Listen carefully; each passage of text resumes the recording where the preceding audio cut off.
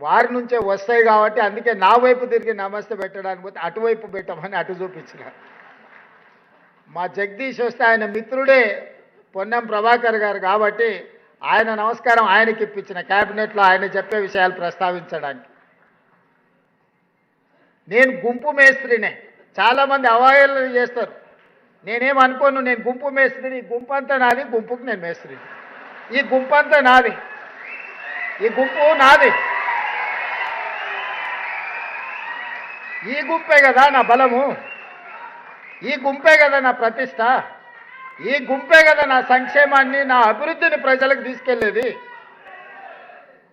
పేద ప్రజలకు మా ప్రభుత్వానికి వారధులు బ్రిడ్జ్ ఈ గుంపే కదా. అందుకే నేను గుంపు మేస్త్రిని అని చెప్పిన. కొంతమంది గొప్పలు చెప్పుకుంటారు, మేము దొరలమని, మా గడీలు ఉన్నాయని. అట్లాంటి పోకడలు నా దగ్గర ఏం లేవు. ఆ రోజైనా ఈ రోజైనా, ఆనాడు జిల్లా పరిషత్ మెంబర్గా ఉన్నా, లేదా ఎమ్మెల్సీగా ఉన్నా, ఎమ్మెల్యేగా ఉన్నా, ఎంపీగా ఉన్నా, కాంగ్రెస్ పార్టీ అధ్యక్షుడిగా ఉన్నప్పుడు మీరు ప్రేమతో రేవంత్ అన్న అని ఏ విధంగా పిలిచిందో ఈరోజు ముఖ్యమంత్రిగా కూడా మీరు రేవంత్ అన్నగా పిలిస్తేనే నాకు ఇష్టం. ఇది శాశ్వతం. మిగతా అన్నీ వస్తుంటాయి పోతుంటాయి. జెడ్పీటీసీ వచ్చింది, అది పోయి ఎమ్మెల్సీ వచ్చింది, అది పోయి ఎమ్మెల్యే వచ్చింది, అది పోయి ఎంపీ వచ్చింది, అది పోయి ఈరోజు ముఖ్యమంత్రి వచ్చింది. నా హోదా నా పదవి మారొచ్చు, కానీ మీకు నాకు ఉన్న అన్నదమ్ముల అనుబంధం అనేది శాశ్వతం. అందుకే మీరు రేవంత్ అన్న అని ఏ ఉద్యోగం పిలిచినా, నేను ముఖ్యమంత్రి అయిన కొత్తలో మా అధికారులు కొంతమంది మీ ప్రతినిధులు వచ్చి రేవంత్ అన్న అని మాట్లాడుతుంటే, సార్ వాళ్ళకి మనం సార్ అని పిలవమని చెప్పాలి అన్నారు. అంటే నేను చెప్పిన అట్లా చెప్తే నీ ఉద్యోగం పోతుంది మొదలా అని. సార్ అనో దొర అనో పిలిపించుకుంటే పిలిచేటోడు మనసులో అనుకుంటాడు దొరుకుతావు కదా బిడ్డ అని. అన్నాన్ని పిలిచిండంటే అది ఇష్టంతోనో ప్రేమతోనో పిలిచిన పిలుపు. నాకు అదే ఇష్టం. మీ సోదరుడు ఈరోజు తెలంగాణ రాష్ట్ర ముఖ్యమంత్రిగా ఉన్నాడు. నేను మాట వరుసకి మాట చెప్పట్లే, నేను సంపూర్ణంగా నా మనసులో అనుకునేదే ఈరోజు మీతో చెప్తున్నా.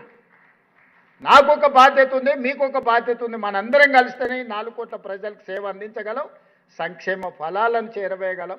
ఈ తెలంగాణ రాష్ట్రాన్ని దేశంలోనే నెంబర్ 1 రాష్ట్రంగా మనం తీర్చిదిద్దగలం. ఇవాళ మీరే ఆలోచన చేయండి. మారిందల్లా మా 17 మందిమే ఉన్నది. మీరే ఎమ్మెల్యేలు, ఎంపీలు దాదాపుగా 50% పైగా పాతోళ్ళే గెలిచి ప్రభుత్వ నిర్ణయాలు చేసే 15 మంది మాత్రమే మారినాం. 10 సంవత్సరాలు ధనిక రాష్ట్రంగా ఉన్న రాష్ట్రాన్ని 8,11,000 కోట్ల రూపాయలు అప్పు చేసి అన్ని రకాల సమస్యలను సృష్టించి 10 సంవత్సరాలలోనే 100 సంవత్సరాల కాలం చేయగలిగిన విధ్వంసాన్ని చేసి ఎక్కడిదక్కడ పడేసి నిత్యం 12 గంటలు పనిచేసే ప్రభుత్వ ఉద్యోగులకు మొదటి తారీఖు నాడు జీతభత్యాలు ఇవ్వని పరిస్థితి రాష్ట్రంలో ఉండేనా లేదా మీరే ఆలోచన చేయండి. నేను ఒక్క మాట అడగదలుచుకున్నా మిమ్మల్ని.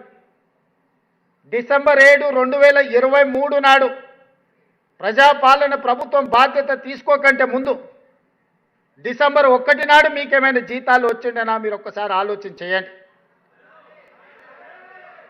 విడతల వారీగా మీరెక్కడనో విధిలేని పరిస్థితుల్లో ఇన్స్టాల్మెంట్లల్లో మీరు ఇల్లు తెచ్చుకోనో, పిల్లల చదువుల కోసం తెచ్చుకోనో, లేకపోతే ఆరోగ్యం కోసం, తల్లిదండ్రుల ఆరోగ్యం కోసం మీరు లోన్లు తెచ్చుకొని ఇన్స్టాల్మెంట్లు మీరు కట్టుకుంటుంటే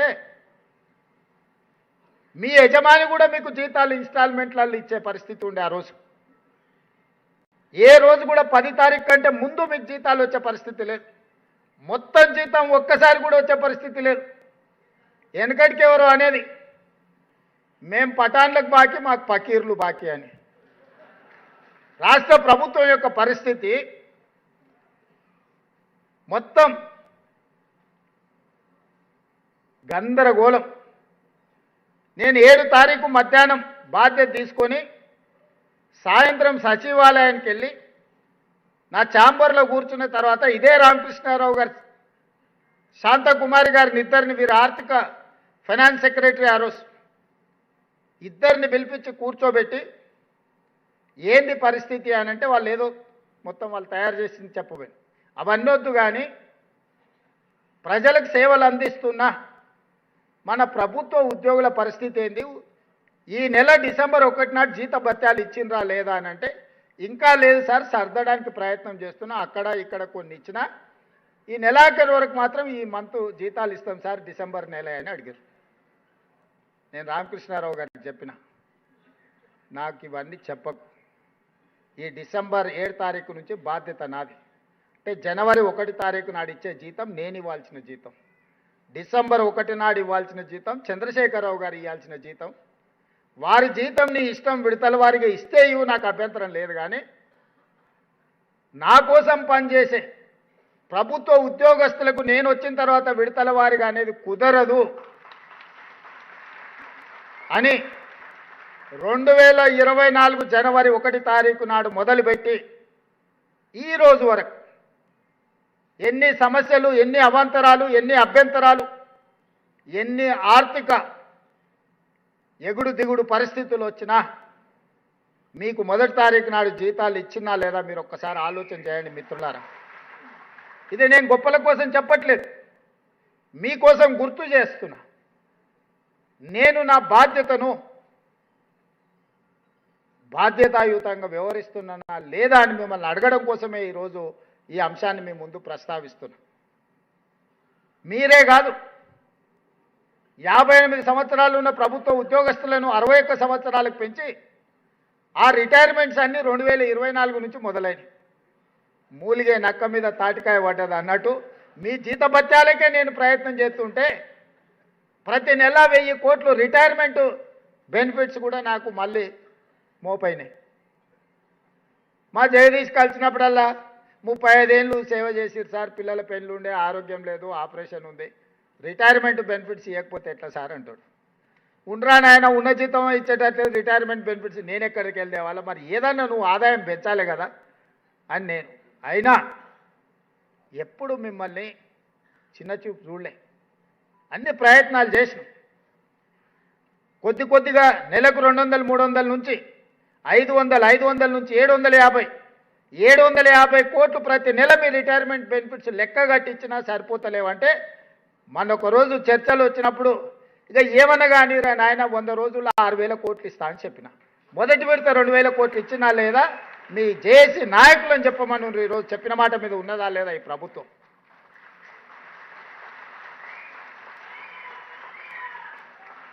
ఇదే కాకుండా మీ ఆరోగ్య భద్రత గురించి మాట్లాడితే అన్ని రకాల చర్చలు చేసి మిమ్మల్ని ఒక కమిటీ చేసి మా అధికారులను అందరినీ చేసి ఇంతకుముందే రామకృష్ణారావు గారు చెప్తారు మొదటి సమావేశం 27 తారీఖు నాడు పెట్టుకున్నాం సార్ ఇక మొదలవుతున్నదే ఏదన్నా చిన్న అవాంతరాలు వచ్చినా మీరు సూచన చేయండి మా ఇంటెన్షన్స్ రాంగ్ లేవు మా ఉద్దేశాలలో తేడా లేదు అమలు చేసే క్రమంలో ఏదైనా సమస్య వచ్చినప్పుడు కూర్చొని చర్చించుకొని పరిష్కరించుకుందాం మీరు వేరు నేను వేరు అన్న భావన నేను లేను కొన్నిసార్లు నాకు కూడా తట్టకపోవచ్చు కొన్నిసార్లు ఈ అంశాన్ని ఏ విధంగా పరిష్కరించుకోవాలనో బాధితులుగా మీకెక్కువ అనుభవం ఉండొచ్చు మీ అనుభవాన్ని ప్రభుత్వంతో పంచుకుంటే ఆ సమస్యని తక్షణమే పరిష్కరించే బాధ్యత ఈ ప్రభుత్వం తీసుకుంటుంది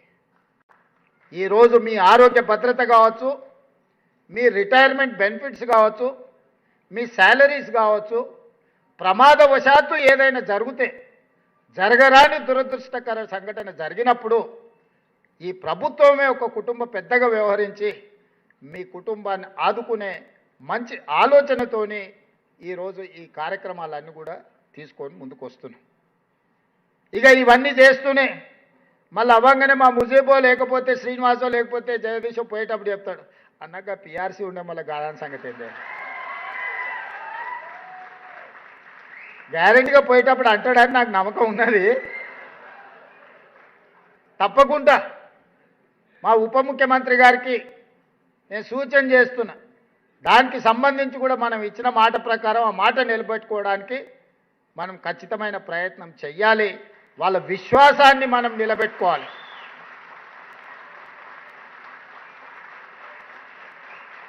మీ విశ్వాసమే మా బలం.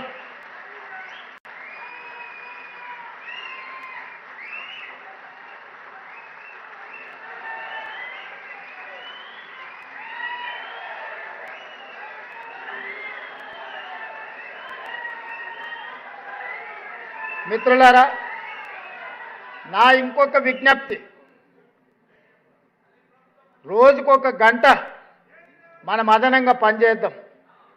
మనం ఏం బిల్లులు పెంచుతలేం, కానీ మన కట్టాల్సిన పన్నులు కొంతమంది కట్టగుట్ట తప్పించుకుంటున్నారు. తప్పించుకున్న వాళ్ళని పట్టుకునే బాధ్యత మీదే, నాదైతే కాదు. ఆదాయాన్ని పెంచండి. ఆ పెంచిన ఆదాయాన్ని మీ అవసరాలు తీర్చడానికి నేను ఉపయోగిస్తా అని చెప్పి నేను మీకు మాట ఇస్తున్నా. ఈ మధ్యనే మా జిఎస్టీ ఆదాయం పెరిగింది.